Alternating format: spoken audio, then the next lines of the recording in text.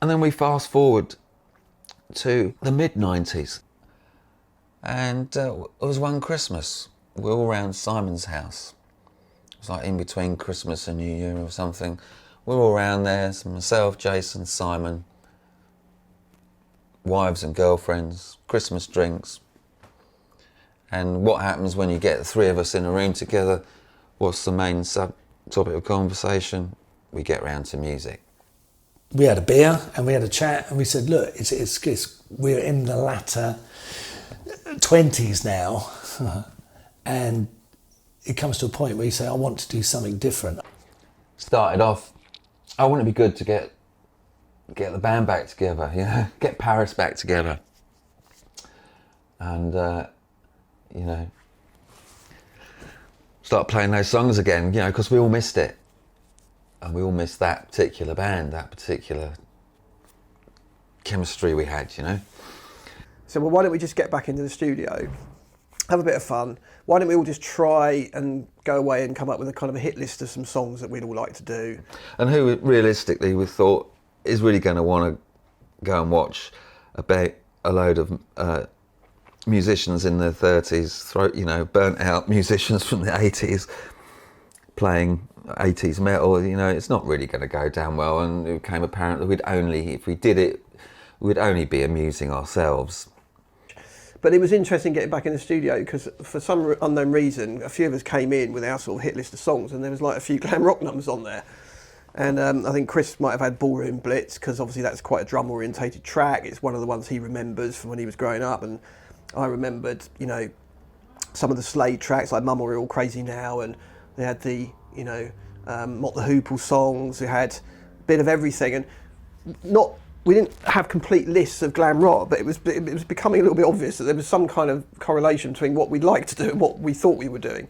We wanted to somehow recreate the feeling we got and the excitement we got doing the shows that we did with Paris in the 80s. How on earth could we do that now in the mid-90s? So I think it was me who suggested, I said, how about we form a 70s glam rock band? And I think Chris actually suggested it, but why don't we try a few of these glam rock numbers out? That suggestion of doing glam rock from Chris, I mean, I remember saying, well, there's no way I'm dressing up. And then we all started reeling off the songs. I said, yeah, I've always wanted to play Ballroom Blitz by The Sweet. And Simon's, I always wanted to play Roll Away the Stone by, you know, Mott the Hoople. And Jason would say, and on it went. Until we had this list of songs that really we'd always wanted to play. But it had never been cool to play those songs. It's probably never been cool to play those songs. But we thought, fuck it. Let's go in the studio and learn them, see what happens. So we did. And then we got Jim in the band. Now, Jim was the bass player in Cheyenne. I never played with Jim in Paris. It was Andy and Nigel were the bass players in Paris when I was with them. But Jim was the bass player in Cheyenne. So they said, well, let's get Jim in because Jim's already played in a glam rock band called Flares. And he knows a lot of these songs and he's probably got a lot of them. So I thought, yeah, I'm up for that. It's really nice, you know. We all got on really well, you know, years ago. So I thought to myself, let's be nice to get together and have a jam and see what happens.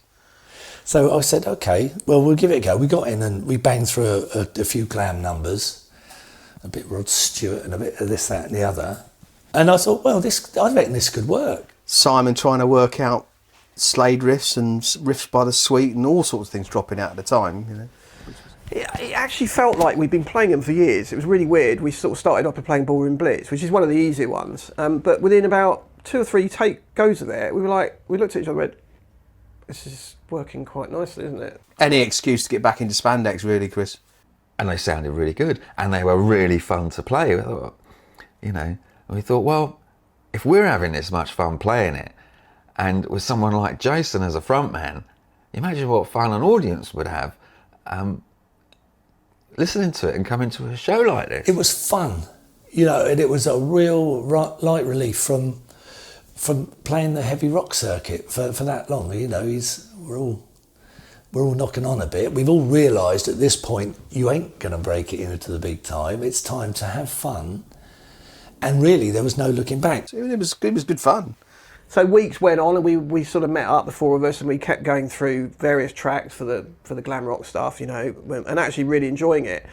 Yeah, it sounded good, but if you listen to these tracks, you know, the originals, they're, you know, for their time, they're big productions, they're big sounds. There's lots of harmonies and backing vocals, and there's, you know, you take some of the 70s glam rock bands like Wizards. I mean, there's like 9 people in that band. There's saxophones, Keyboards, a lot of them got backing vocals, they've got acoustic going on, you've got saxophone. and we were just struggling a little bit to recreate that big sound with drums, bass guitar, one guitar and vocals. Really trying to get that big sound. So that's why we needed a fuller sound. So we said we need to include another guitar, additional keyboards. We need a guitarist who can play keyboards, basically, and we need a bit of eye candy as well. A couple of girls, backing singers that can hold a note. The padding that you need to recreate the sounds of those songs. They're all big production numbers. So we thought, we need more people in this band. There was a local guy called John Biggood. If I remember rightly, there was a guy called John Biggood who played guitar. He brought a lot to the table, keyboards, he could play guitar, he could sing, he could make stupid faces, naturally. And with John came Izanne, and she was a singer. She can hold a tune as well. I said, what does he look like in spandex? You know, blonde. She was opera trained. She was an opera singer, so she was very up there. So it took a little bit of coaxing from Jason, you know, to kind of guide her into how you sing rock and roll as opposed to how you'd sing opera. But she soon got the hang of it. And then we thought, well, it would be great to have 2 female backing singers up at the back. That would look good. So we knew this girl called Florence. Florence, who was a friend of ours. Florence. Florence, if I remember rightly her name. And she could hold a tune. So that's how it all happened, really. I said to her, Florence, can you sing? She said, yeah, I think so. I'll give it a go. And she's from Ireland. I thought, well, of course you can sing. You know, all Irish people sing or play in bands at some point in their lives. So she came and had a go, and it worked. And she looked great. She had long black hair, and he had Izanne with long blonde hair, and the 2 of them at the back looked great. It sounded good. And the next thing we knew, we had this glam rock band with the big sound that we wanted. John actually did some sound engineering work down at the Jags Club in Ascot, which is quite a well-known jazz and sort of jazz funk club, and they do a bit of blues rock there as well. And he said, why don't we go down and I'll see if we can rehearse in there. And I managed to get us in there to rehearse. They got a full PA system. And we went down there and we set up, and it was a bit like being in Ronnie Scott's, but in Ascot, you know, that feeling of being in a quite intimate area. And it was just us. It was a Sunday morning. It was about 40 degrees centigrade outside. I remember it distinctly being really hot. And we're in there and we're sort of running through our stuff. And it was just a really fun day, because it was the first time I think we'd all been together as that unit and could hear ourselves as we should, playing in front of, well, obviously there's no audience there, but playing on a stage with a PA. I don't know what it is, but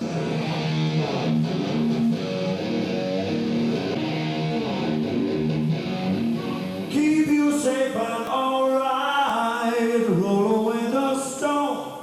30 years old, but still fucking about playing drums. It's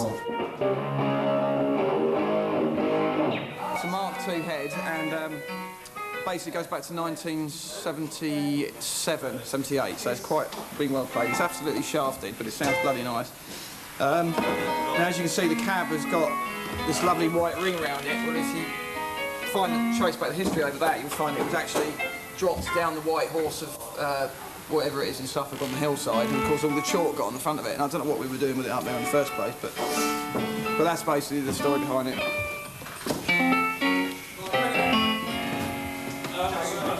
So I wish I was a keyboard player as well, because then you don't have to dump so much gear about either.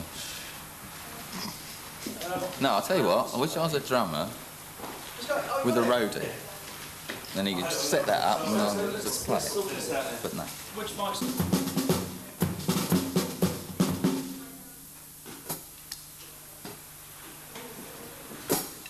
fine tweaking and tuning.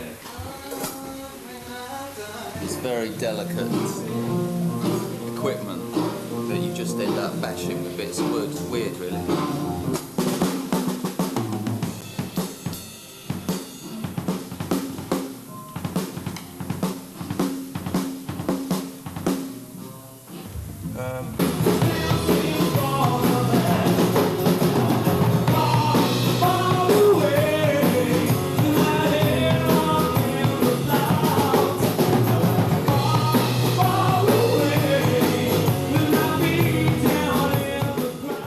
After playing the songs a number of times, we realised actually we could put our own stamp on them, and so all of the Glamsters set list was every song that everyone ever knows, but just done slightly differently with a bit of a twist.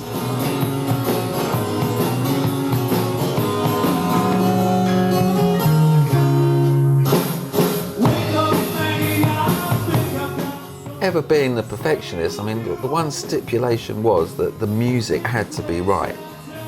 You know, it had to sound right.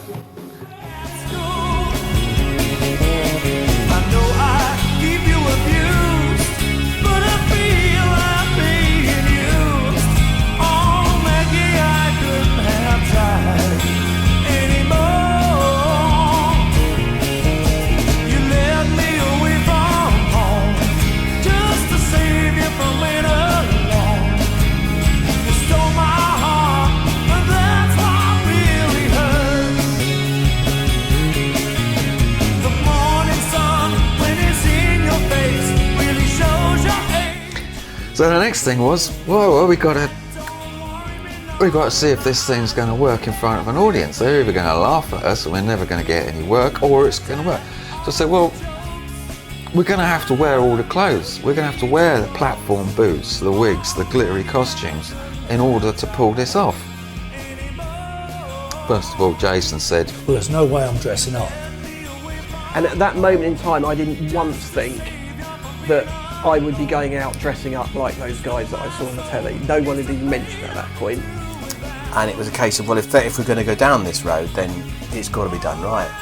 You know, we've got to sort out all the costumes and make it look, you know, as over the top and as cartoony as possible. The 70s were just so camp that you needed a sort of female input, and how that helped with sorting out the costumes. I just thought, yeah, you know, we'll just get up on stage as we are, a pair of jeans and a t-shirt, and play some Glam Rock. Nah. Chris basically said, I think we should all dress up. And I was like, no, I'm not doing that. I'm definitely not doing that. He said, no, you've got to do it. If we're going to do it, we've got to do it properly. I am not fucking wearing platform boots and a silly wig. Forget it. But then the more we thought about it, the more we would be doing injustice to this music, and we couldn't really get away with playing it just standing there in a t-shirt and a pair of jeans. But Jason came around with the idea, and then that was when the fun started. That's right, yeah, endless trawling of junk shops and charity shops, and, you know, going around. I remember buying a pair of boots from a woman's clothes shop and going, oh, I need to get the old spray out, spray them up silver. So we started trawling the junk shops, the charity shops, the car boot sales, you know, because in the mid-90s you could still find platform boots and all these outrageous costumes from the 70s. They were still floating about in the junk shops and the charity shops. So we were picking stuff up, you know, and if we were all out individually shopping, we'd all, you know, we'd pick up something, that might do good, that might do for Jason, or that might do for Simon, or these boots, Jim, what size boots are you, Jim? Right. So you ended up going to the places where you can buy them, Kensington Market, where I was driving down to Brighton just to get all the clothes. And then I was in King's Lynn with my father, and I've walked past a shoe shop and they had this pair of boots in the window. They were thigh-high glitter boots, and my dad sort of walked on and I walked into the shop, and I walked straight up, and it's this wall full of different women's boots, and I'm looking at this pair of boots, and my dad sort of came in and looked at me, and I was talking to this I was talking to this girl saying, "Oh, can I have a look at those boots, please?" And the look on my dad's face was priceless. he didn't quite understand it at the time, but I don't know whether he ever did, really, to be honest. So you bought them. So I remember them. Yeah, it was quite funny actually, because I was in the back room trying them on, and he's out the front going, "Oh my God, that's my son." Yeah, and we'd end up with this mountain of ridiculous clothing and wigs and boots, and started to create these characters.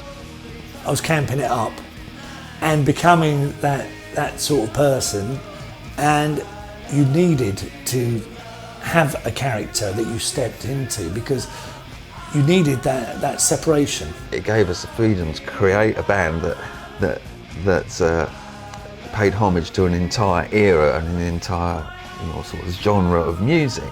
So to that effect, we were free to create these characters. Each person in the band could become a character, an image of the glam rock era.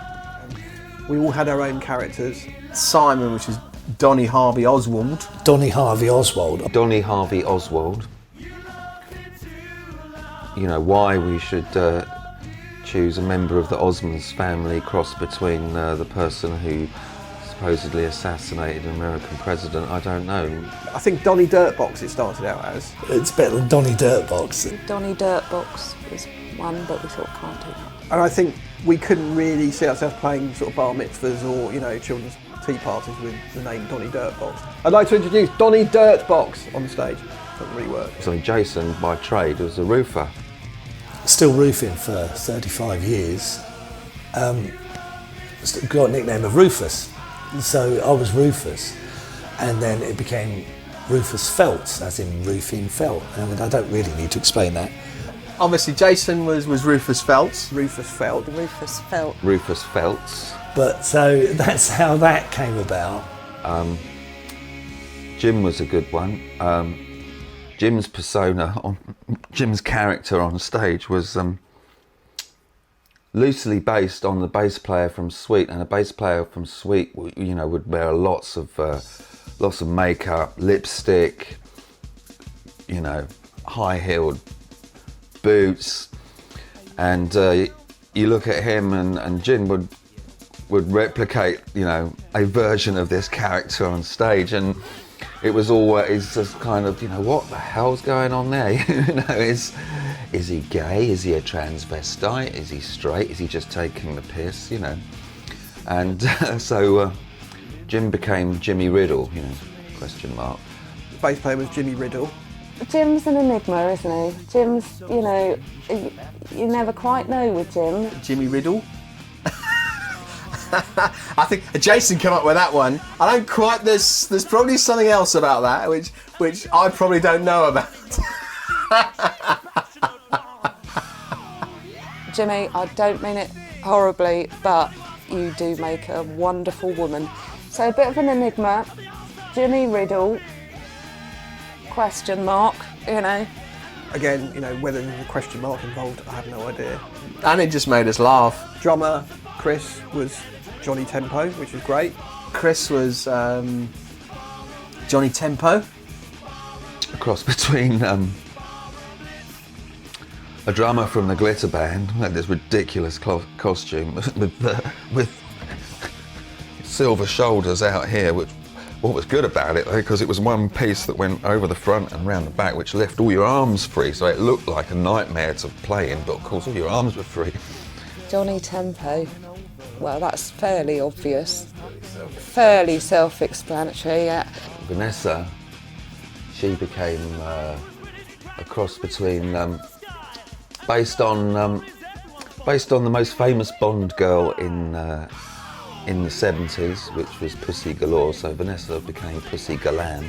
Back in the glam rock days, there was only one real queen of glam rock, which was Susie Quattro. And I can tell you something, there was no way I was going to wear leather for a whole gig. Oh, I'm terribly squeaky. Pussy Galan. Pussy Galan. Obviously you're playing Pussy Galore, but I mean, where that came from, I mean, I think It's just now Pussy. We don't even call her anything else now. Right, Puss? Puss was sort of based, I guess, more on a share stroke kiss style. Well, she was a bit of everything, really. Yeah, so that's how Puss came along, and her name really was, you know, out of James Bond, I suppose. Couldn't be Pussy Galore, had to be Pussy Glam, and that's where she came from. So yeah. We did have another female backing singer with us for a while, and her stage name became, there was a famous TV chef in the 70s called Fanny Craddock. So she became Fanny Haddock. So you had Pussy and Fanny on, on backing vocals. So we had Fanny and Pussy on backing vocals and percussion and all things pretty. And what a team they were, you know, and they took a lot of pressure off of me, because I suddenly found that nobody was actually watching me. They were at the just to one side, and I realised that everyone was turning off to the left. And I said, "What's going on over there then?" "Oh, need I ask?" Spandex, tight-fitting hot pants and stuff like that, which was nice. So we all had these characters, and what was good about them, you know, in the early days when we were a little bit nervous about seeing if an audience was gonna get this, you know, what was good about these characters and all these ridiculous costumes is, to a certain extent, we weren't going up on stage as Chris, Jason and Simon, and, you know,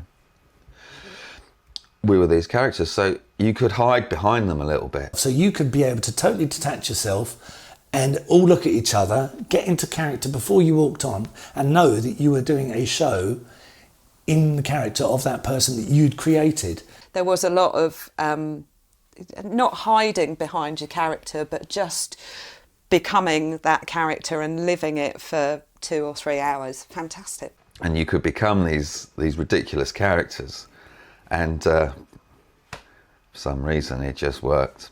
You know, our first few gigs, audiences went mad. The reaction was really good, if I remember rightly. It was people were were really sort of quite taken back with it. Completely up for it, and they got it, you know. It was tongue-in-cheek, it wasn't... We weren't taking ourselves seriously, we were taking the music seriously, we were putting on a little show and entertaining people seriously, but as far as, you know, ourselves, it wasn't serious fun. That was the idea, it had to be fun. We are serious musicians, but we don't take ourselves too seriously, and that is the backbone of the Glamsters.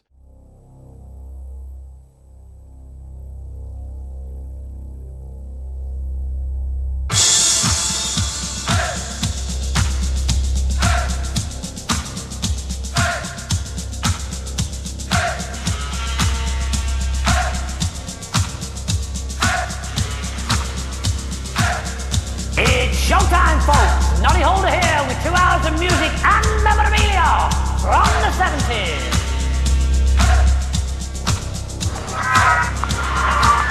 Pop star Mark Bolan has been killed. In the early hours of this morning, the car in which Bolan was a passenger collided with a train. In the end, it was called Glam Rock, I suppose, but you know, we were just fooling around and, you know, trying to have a sniff into people's dressing room, I suppose. Mud almost were the epitome of please don't ever take yourselves too seriously. And as such, they were great fun. Back then, he was the one who looked like a girl. Looked like a girl. Looked like a girl. 70s, for me, is an era of great fun. I mean, people don't go, ugh, 70s. They usually go, what a great time, great time.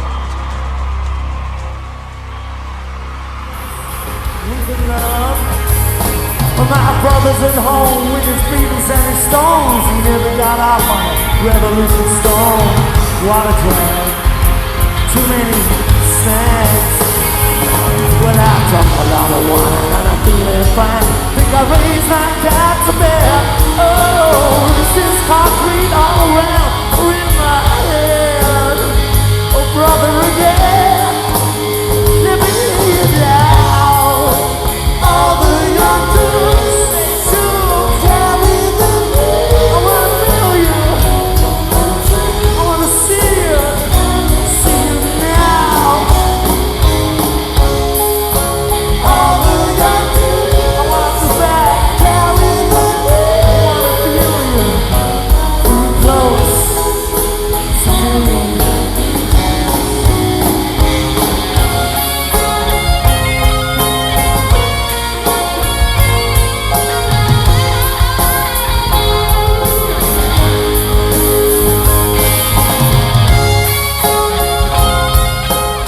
And we were at that point turning it from just a live band into a show.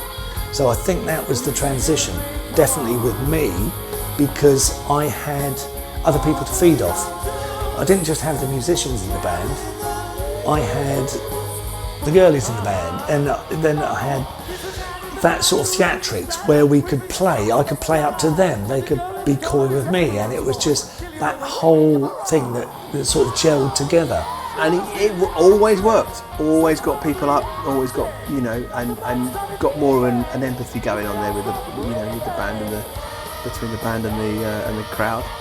And by the end of the night, we always had the place rocking. And word would start spreading. People would turn up, and then people got it, and audiences would turn up dressed up in all the 70s costumes.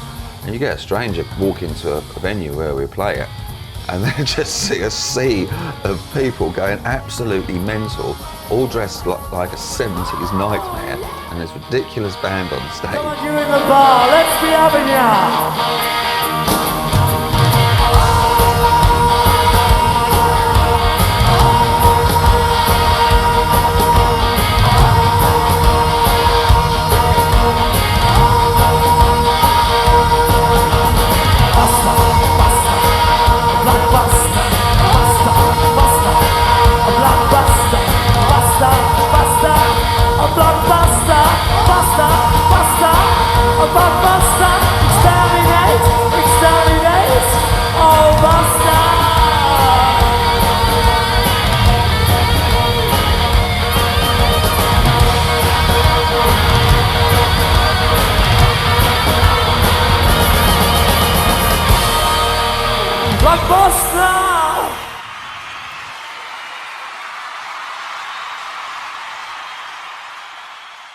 At the first sort of full lineup of the Glamsters, we found that it was all right people hearing us on demos, but they didn't know what they were getting.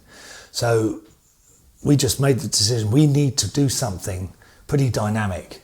Oh no, we won't do it. We're not going to do a demo tape and photos and a biog. We'll do the whole thing in a video.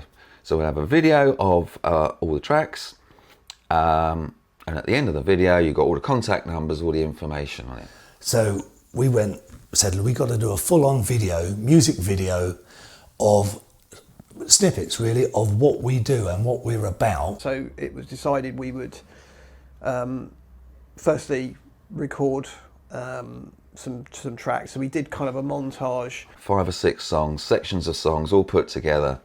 Which really just accumulated about 7 or 8 of the top sort of glam songs that we played. The major songs of the time, of the glam era. And then we went and shot a proper video, which was something we were very keen on doing properly to kind of get the best across. So we went in and we shot for a whole day. Yeah, what a day that was. Go! Go! Go! We would kind of try and replicate and recreate a 1970s Top of the Pops set, you know. It was unbelievable the amount of work that went into that.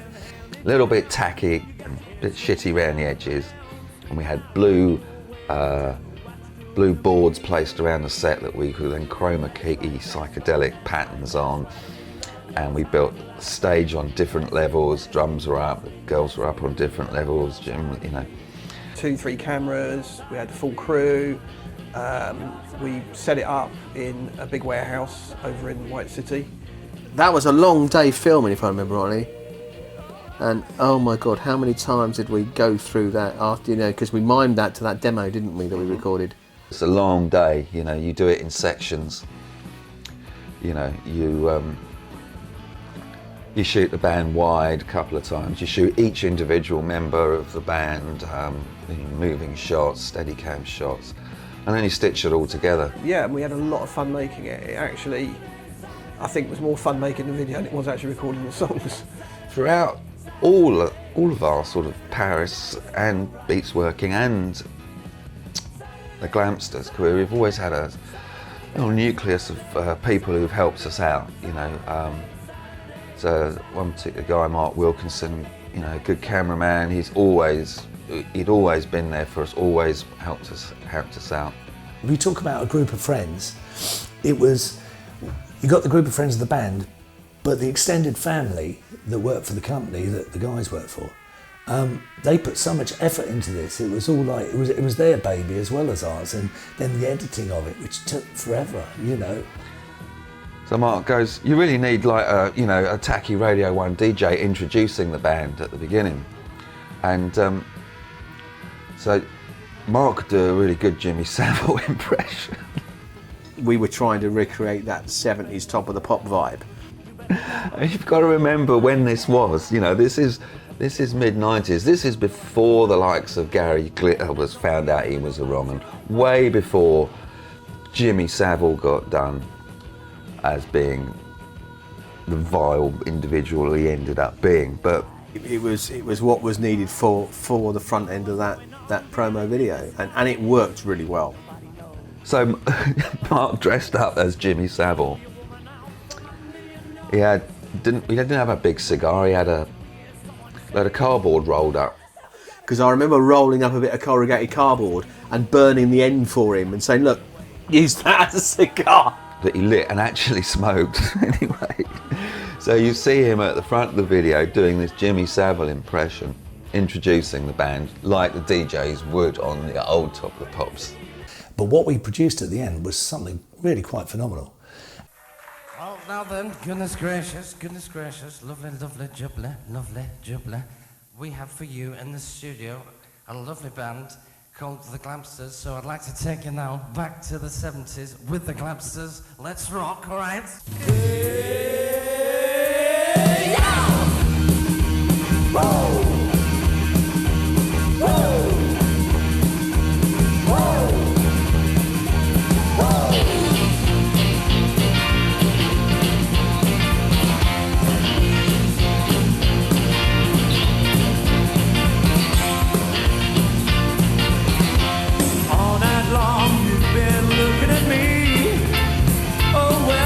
Your good intentions really give your love to me. Oh well, now you've been handed down. You got your head swinging out of bounds, and I like the way you do what you're doing to me. That's right, that's right, that's right, that's right. I really love your tiger light. That's neat, that's neat, that's neat, that's neat. I really love your tiger feet. I really love your tiger feet. Your tiger feet. Your tiger feet, your tiger feet, all right.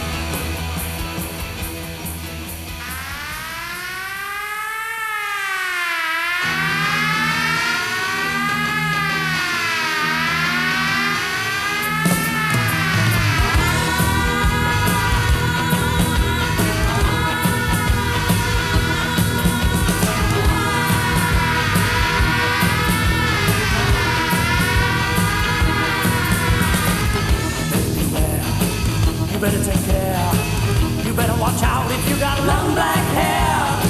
Don't come from behind, go out of your mind. You better not go, you never know what you'll find.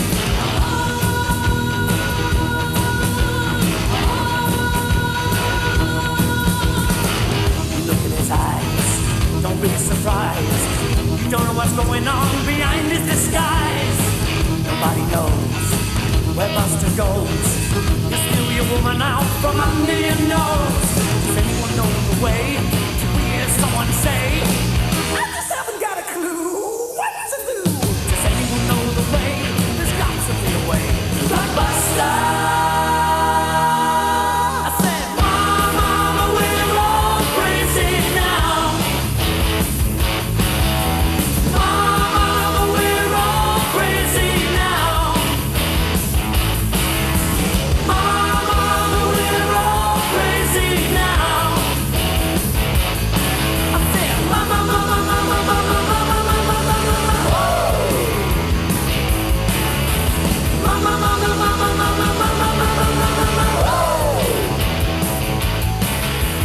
Mama, Mama, Mama, Mama, Mama,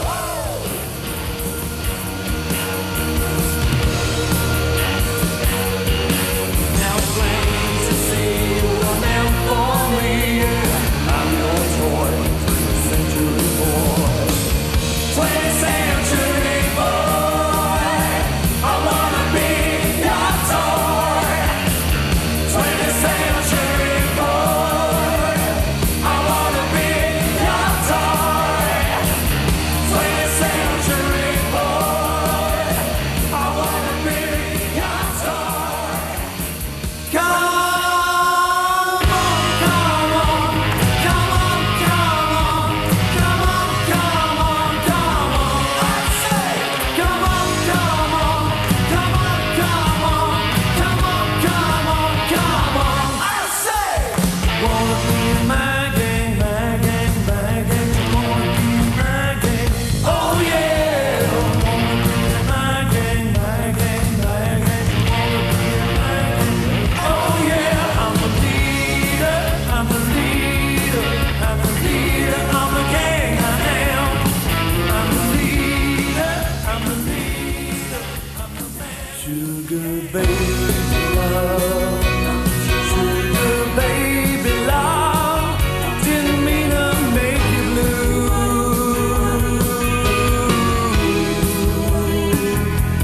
Sugar baby love, sugar baby love, didn't mean to hurt you.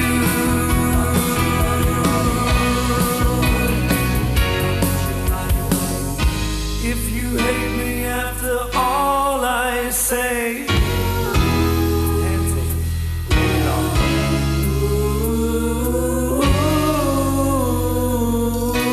Just gotta tell her, anyway. Bye bye, baby, baby, goodbye.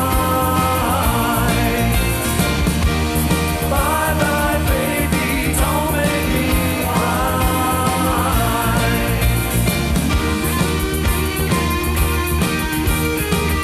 Bye, baby, baby, bye bye. Bye, baby, baby, bye bye, baby. Bye bye, baby. Bye bye.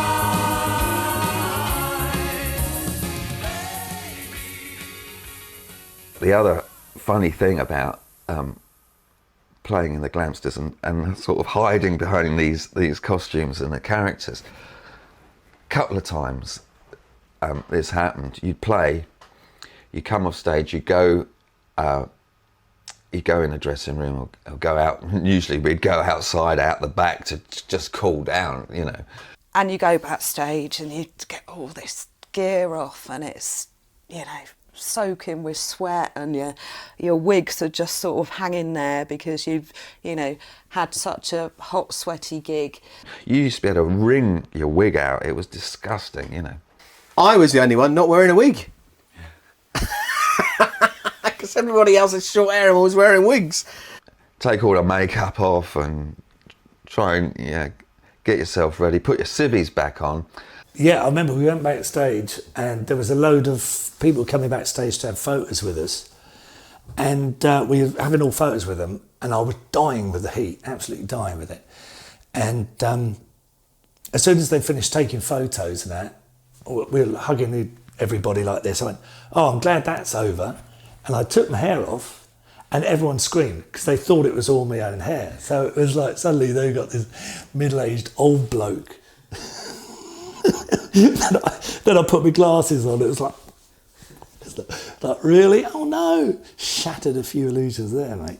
Then we'd go out back onto the stage and start packing all the equipment down. A lot of the times the place was still full of people, drinking, these places were still open till late. And a lot of the times we'd be packing the equipment down, people would come up to us and say, that band were really good, weren't they? Are they still here? Absolutely oblivious that we were the guys that had been on the stage. And they haven't got a bloody clue. The disguises were so good in these costumes. And they thought we were the road crew taking the kit down. You were watching us 10 minutes ago and you don't know who we are now. It got to become a little bit of a running joke, and they said, "Oh, the band's still here." Or say, "No, they've gone off in the limo now, bastards, we've got to take all this down." "Oh, they were good though, weren't they? Do you know when they're playing next?" All this sort of thing. You could turn up, play a gig, go on stage, give it your all, entertain everybody, get off, pull all your glam gear off, put it in a bag, pack up and go home, and no one ever know you were there. It was brilliant. So we fast forward a couple of years with that lineup. We needed to simplify it. We needed to scale down the show because it suddenly got to a point where the places we had been playing as a four-piece, we couldn't play anymore. There just wasn't the room. John departed the band, and so did Florence. John went, that meant Izam went. Do you know, I to this day, I still don't know how why that all happened. The two girls were gone, John was gone, so we got guitar, bass, drums, vocals, how it's always been, and what we know best. Kind of weird, but also quite nice at the same time. It was like, well, okay, we've got this far, we can now kind of reevaluate how the Glamsters worked. We needed the girls back to provide that interest. People have been used to seeing us with a couple of girls. So the hunt started for another female backing singer. We happened to know Vanessa Emery, who was a friend of ours, and Jason and Simon knew Vanessa, I didn't know her. I'd had people in mind for some time, but just thought they wouldn't be interested in it at all because it's just not their sort of thing. I'd been watching Vanessa sing lead vocals in another band for many years with her husband Pete. And they said, "Ness, you know that band, the Glamsters, they need a backing singer." And I just went, "Really?" Yeah. She'd been in the scene back in the 80s. She was in a psychobilly band. She was a singer, she played. And back then, people were very tribal with their music back in the 80s, back in the Paris days. And kids were generally, I think, you were either, a punk, a rocker, a mod, a skinhead, a new romantic or something. And as such, you kind of stuck with your little groups of like-minded people and you dressed accordingly. So we were the rock guys, and Vanessa was in this psychobilly band, and they were the kind of psychobilly, types, and they knew each other, Jason and Ness, but the paths would never cross. Me being an indie chick, DMs, little spotty dress, completely not right for me. As much as the idea was brilliant, it was like, no, I can't do it. She would laugh her heads off at us and take the piss. She'd tell you all about it. We were these stupid pretty boys who with long hair who wore spandex. I said, well, we'll give it a go. If you don't like it, we'll just see how it goes. Being confronted with Jason Gregory, lycra-clad poodle perm rocker, being a front man of the Glamsters with Simon next to him, it was like, oh my God, this is, you know, how's this come about? They're rockers. I think she probably thought, sing what? Glam rock with you fucking idiots. Back in the day, I wouldn't have been seen dead playing in that band. Not at all. And we said, look, just come down, come down, we'll play you what we do and get you in the studio and have a look and see what you think. I mean, Vanessa was great. She came in big smiling faces, full of energy. I was nervous. It was all a bit bewildering, really. I think within one rehearsal she was absolutely hooked on it, and it was just the most bizarre thing for somebody who really didn't like this sort of music, but I think she could see the potential, that it was fun, it allowed her to get back out there again and be in a band. She played guitar, which was great. Also, was a great backing vocalist, had good range on her. She played saxophone, something we'd never had in the band. I mean, the fact that you've got someone with a great understanding of music like her and a performer, it brought a whole different element into it. And I have to say, as much as me and Pete were laughing about it all the way home, they were really good. She was actually a really good dimension for the band, I thought, because of the fact that she looked really great. I mean, when you looked at her, it was like having Cher next to you with a massive, great big wig. And but the funny thing is that when she turns up for a gig, she's got a little puffer jacket on and she's got short hair and her glasses on, and you wouldn't look twice at her, and yet she walks out on the stage with that bloody big wig on and her little hot pants and boots, and oh my God, all the guys are going, oh, look at her. With her big eyelashes on as well. She used to look $1 million. Really, really great. And great fun to be on stage with always. I think at that point it suddenly dawned on me that there was none of this rock god, stuff that you would associate with the likes of Bon Jovi and stuff like that. We were basically all just in this studio having a laugh, playing glam rock, which was just brilliant.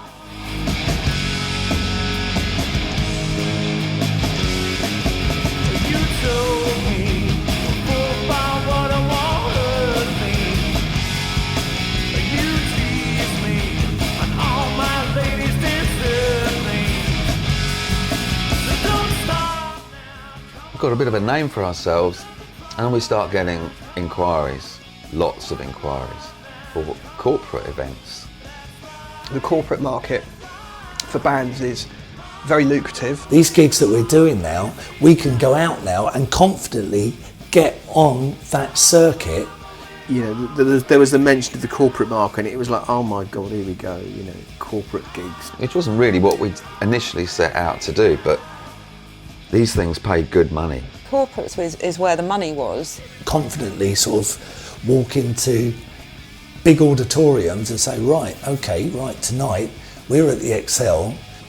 But it was very different because you know when you played a party or or your own gig, people sort of knew what to expect. Now corporate, I've never seen 500 people's jaws drop.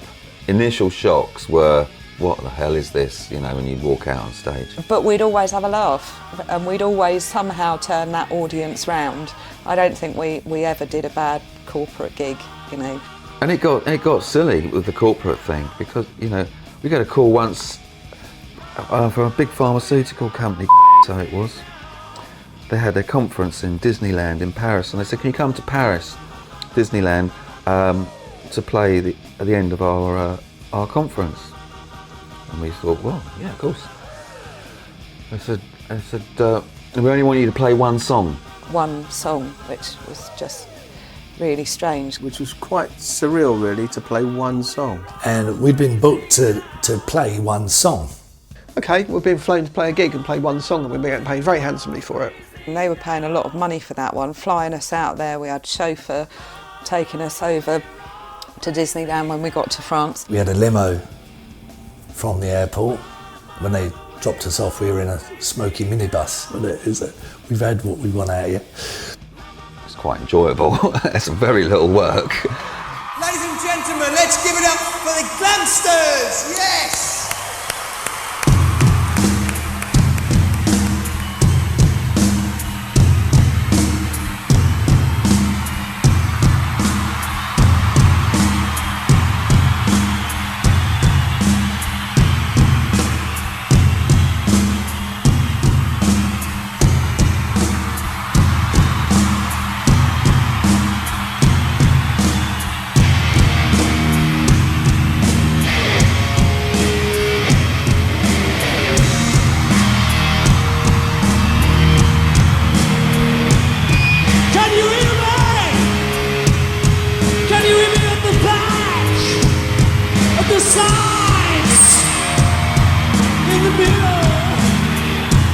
See your hands in the air for me, come on!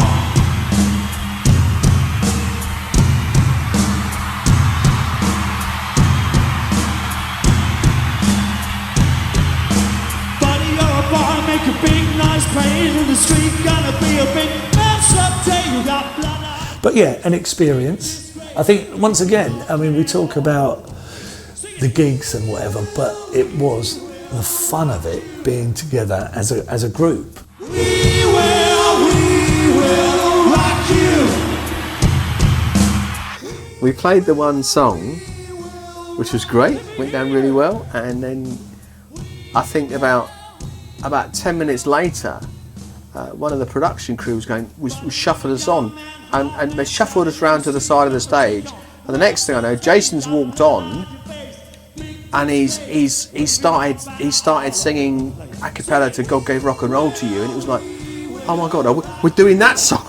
So here we go then. We better get on stage and play. We will rock you.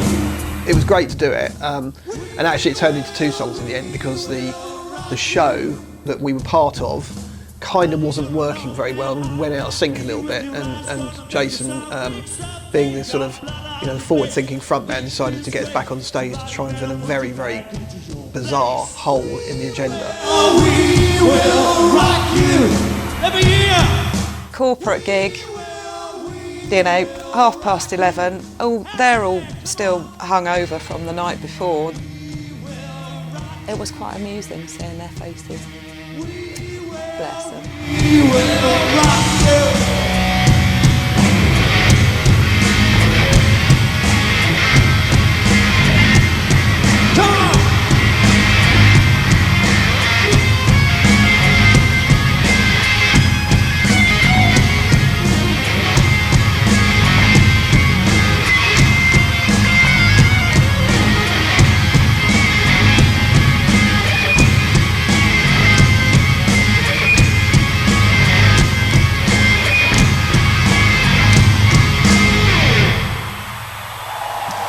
Primary care,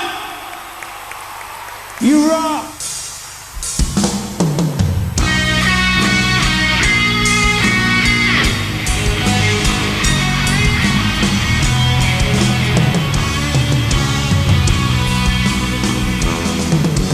God gave rock and roll to you.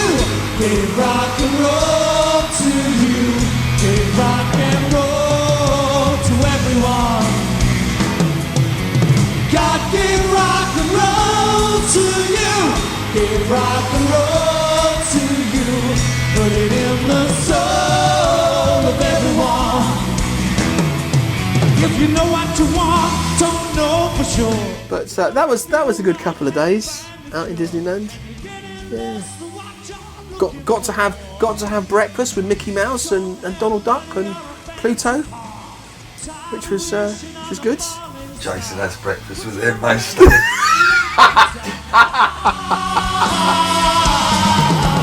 God gave rock and roll to you. Gave rock and roll to you. Gave rock and roll to everyone. God gave rock and roll to you. Gave rock and roll to you. Gave rock and roll to everyone.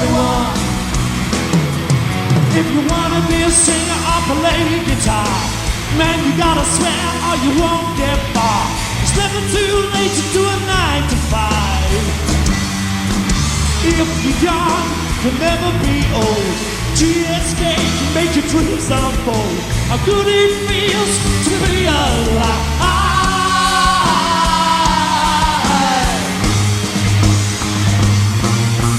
God gave rock and roll to you.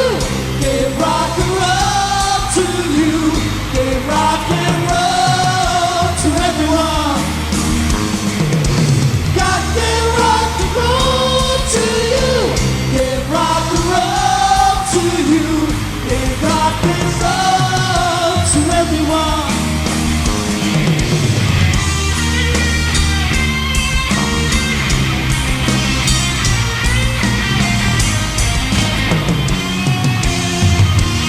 You're gonna sing it with me.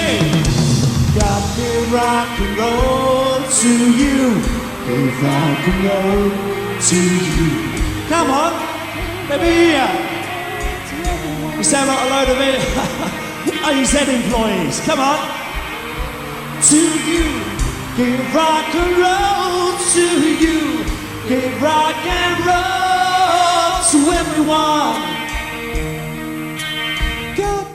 Being put on an aeroplane, being paid a lot of money to go and play a gig that was going to last about one song, and roll back the kind of 15 years. We were just striving to play music and be paid for it, and the thought of being flown on aeroplanes somewhere to go and play a gig 15 years ago would have been like, right, that's it, we've made it. We're famous. Give rock and roll.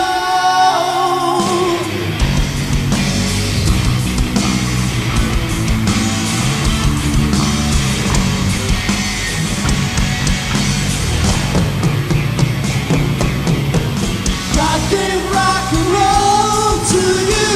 Give rock and roll to you. Give rock and roll to everyone. God gave rock and roll to you. Give rock and roll. So the corporate market was good for us. It showed us a different end, but actually what we really loved more than anything was just getting into the down and dirty pub and club spaces and just playing to a group of 100 people, sweat, blood, sweat and tears, pressed faces up against the stage. That's where we come from. That's what we always will want to do. Give rock and roll to you. Give rock and roll to everyone.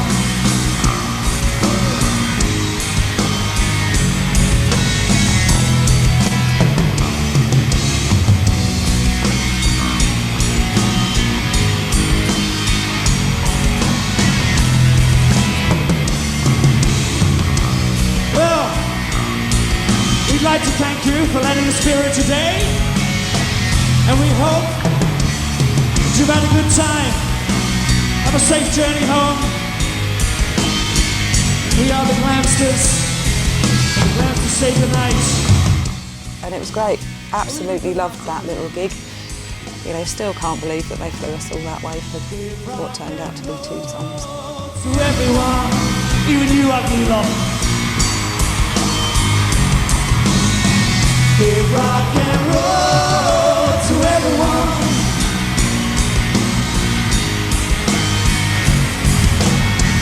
Give rock and